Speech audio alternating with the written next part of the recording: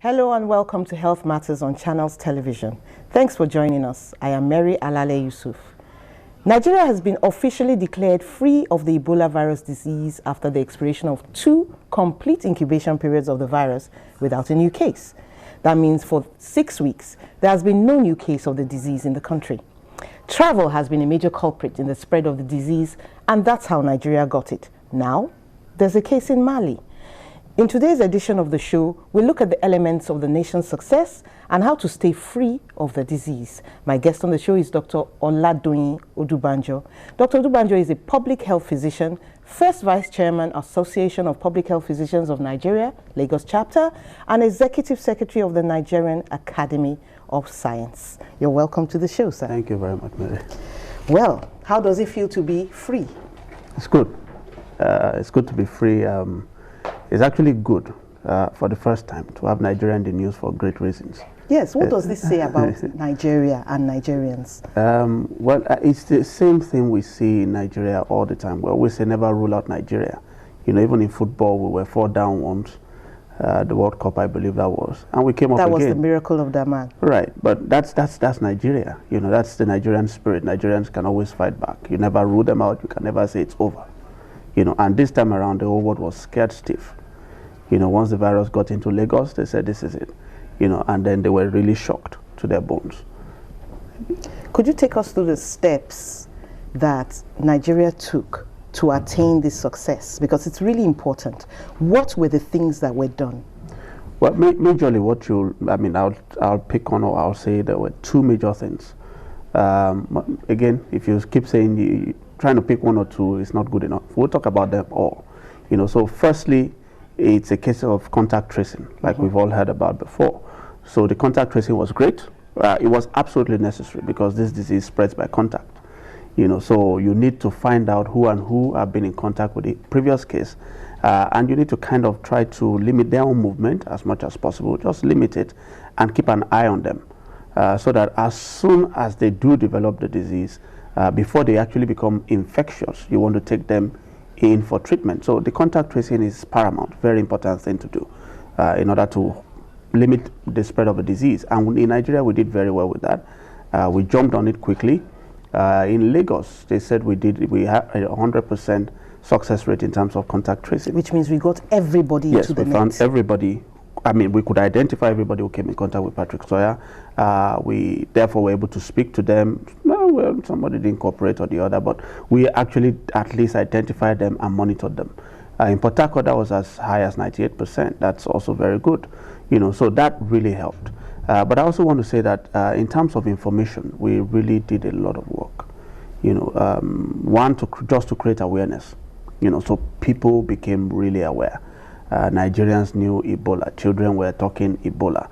You know, so we knew the word. I mean, there were banners all over the place. And banners the mode of transmission and being all of that. I mean, the information was there. And so the next step, one is the awareness. People know there's something out there.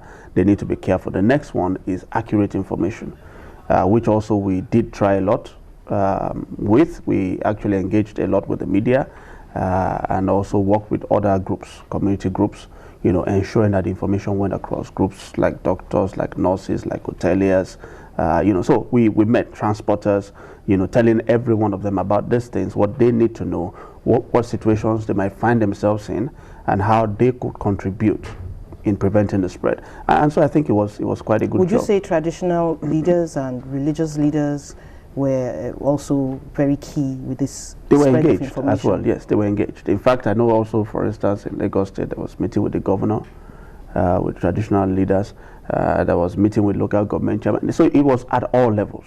There were all kinds of meetings with all kinds of people, but really did happen. And so that there was a lot of community mobilization in that regard. So I think we did a lot also in that sense. And of course, if you do all the things that you are doing, and you have a few cases and those cases don't do well, you know, if all the people who got Ebola virus in Nigeria died, we'll still be in trouble. Oh, yes. You know, because it means everybody who gets Ebola will run away. You know, so we kept hammering on the message that Ebola is not a death sentence, but we needed to prove it. You know, so again, Nigeria did quite well in the sense that when we were up and running with treatment, more people survived than died. And the more people survived, perhaps the more hope people had, and yes, the more they were willing to show up. Absolutely. So people now could cooperate better. If I said, oh, Mary, you're a contact, we need to keep an eye on you and all that, you don't think that's anything, but you think it's for your welfare, so that as soon as you develop a symptom, if we confirm it's Ebola, we'll take you into treatment. So what we're telling you is, hey, we're here for you. Yeah, you may not come down with the disease, but in case you do, we will help you. And you are likely to survive because you are cooperating with us. You will go into treatment early. What would you say, was the role of our laboratories in all of this? Were we up to par? Was it good enough? It was good. Actually, initially, I know there were also concerns about whether Nigeria could actually diagnose it. There were talks of whether we will need to send samples out of the country and blah, blah, blah. But ultimately, our laboratories were diagnosing Ebola. Not every laboratory on the roadside, can diagnose Ebola because these are fairly complex procedures. But then we at least had centers in this country that could do such testing, and we were getting our results. Okay. Now, there's something that came up in a discussion, it caught my attention. Something called social marketing. Right. That you have to somehow tailor your enlightenment campaign to the beliefs of the people, to their culture. Can you explain this? Well, there's a lot, because if you absolutely it's something that's practiced in public health anyway. You can't just come in and expect that simply because you announce a new disease, people are going to change their ways completely. They will not. And especially if you pick on an issue like religion, it's usually very powerful, difficult to convince people not to do what they believe. And then burials. Yeah, because they believe this is how to please God. And who are you? You are definitely not God. So there's a conflict in there.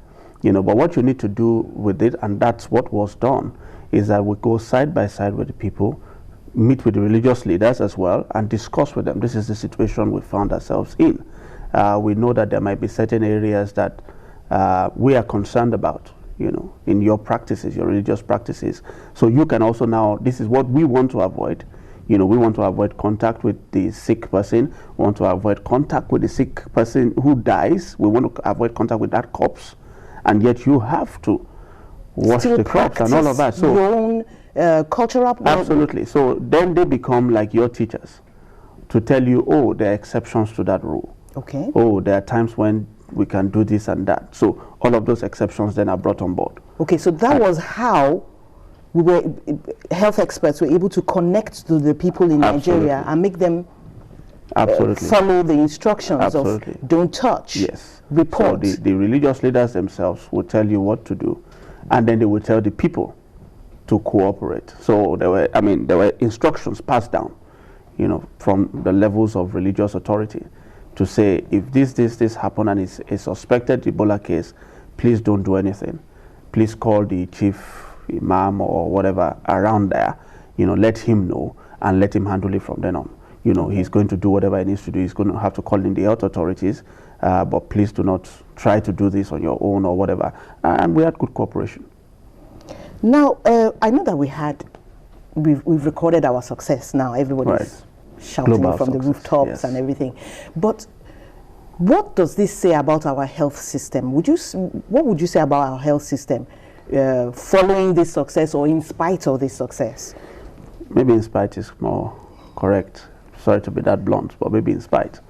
What it says, actually, Ebola is slightly different, like somebody was pointing out. Ebola is a killer disease, fast killer, and one from which you probably also can run out of the country for treatment. So it had grave consequences for everyone.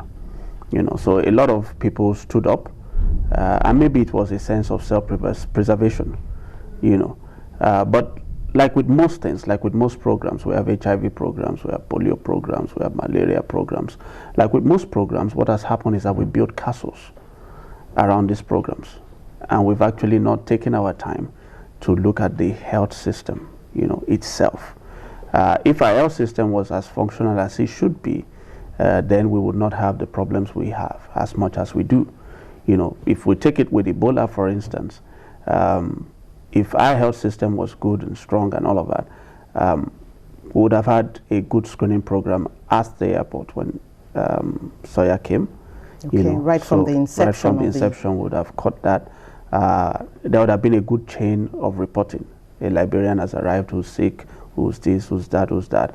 Would virtually almost, and I'm talking about disease surveillance now, would almost right away have diagnosed that guy from the very first day or second day. So are you saying that disease surveillance should be an active thing? It shouldn't be that, you know, maybe you saw a case or you recorded some strange deaths and then you move into action. Is it something that has to be ongoing? It has to be ongoing. That's a good disease surveillance system. How do you sustain such a thing? Now that's what we talk about, the health system. You know, the health system has disease surveillance as a component. It has human resource attached to disease surveillance as a component. It has material resources attached to that as a component. So if we had those systems functioning, and the design is there, believe me, it's there. Okay, the design is there. It's there already in Nigeria. The structure is there. The problem is that we don't oil this machine as we should.